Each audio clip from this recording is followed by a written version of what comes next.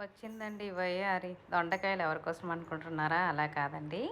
నేను ఈ దొండకాయలు కొత్త పద్ధతిలో చూపించబోతున్నాను. మనకి పులుసులు, ఈ తాలింపులు ఇవన్నీ వద్దు. ఇలా ఒకసారి ట్రై చేసి చూడండి. మీరే నన్ను మెచ్చుకుంటారండి. 100కి 100 మార్కులు వేసేస్తారు.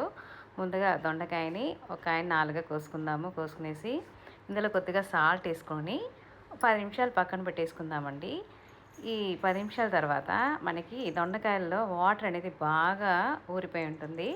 కొద్దిగా ఎత్తుకునేసి ఈ దొండకాయలో ఉండే వాటర్ అన్నిటిని మనము పిండేసుకుందాము. ఈ మొత్తం పిండేస్తాము. పిండేసారంటే చూసారు కదా, మనకి వాటర్ అనేది బాగా బయట వచ్చేస్తుంది.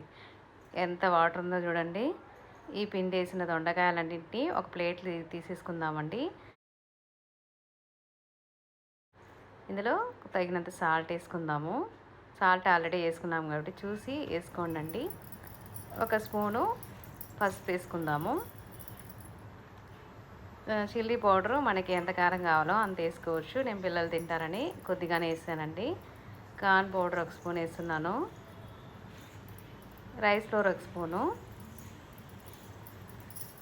ఈ మొత్తాన్ని బాగా కలిపేసుకుందామండి.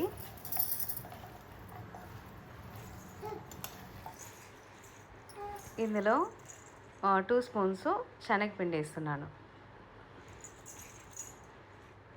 శనగపిండి వేసుకోకపోతే స్కిప్ కూడా చేసేయచ్చు. అలాగే కూడా మనము ఫ్రై చేసేసుకునేవచ్చు. ఒక స్పూన్ ఆయిల్ పోస్తున్నానండి.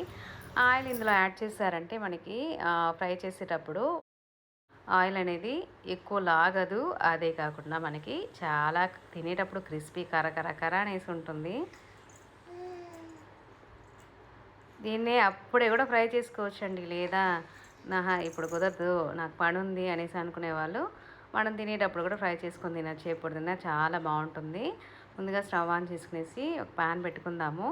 ప్యాన్ పెట్టుకునేసి మనకి ఆయిల్ 4 స్పూన్ పోస్తున్నానండి. నేను చాలకపోతే అనేక యాడ్ చేసుకుంటాం అనుకున్నాను. కాదు, 4 స్పూన్సే సరిపోయి, కొద్దిగా మిగిలింది కూడా మనము ఊరబెట్టుకున్నాం కదా దొండకాయలు. నేనైతే 10 నిమిషాలు పక్కన పెట్టేసానండి.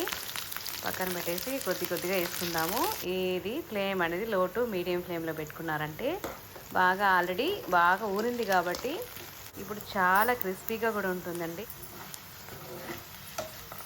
చూసారా, ఈ కలర్ వచ్చిన తర్వాత పక్కన పెట్టేసుకుందాము. ఇలా ఫ్రై చేసుకుంటే చాలండి. మిగిలిన దొండకాయలను కూడా ఇదే విధంగా మనము కలర్ చేంజ్ అయ్యేదాకా ఫ్రై చేసి పెట్టుకోవాలి. చూసేదానికి ఎంత టేస్టీగా ఎప్పుడే తినేద్దామని ఎలాగా ఉంటుంది. మనకి ఒకే ఒక రవ్వ కూడా మిగలదంటే చూసుకోండి. ఇంతవరకు నా సోదిని వీడియో చూసినందుకు చాలా థ్యాంక్స్ అండి. ఎవరైనా సబ్స్క్రైబ్ చేసుకోవాలంటే సబ్స్క్రైబ్ చేసుకోండి, లైక్ చేసుకోండి. మీ ఫ్రెండ్స్కి ఎవరైనా ఉంటే షేర్ చేసుకోండి. చాలా బాగుంటుందండి. Thanks for watching.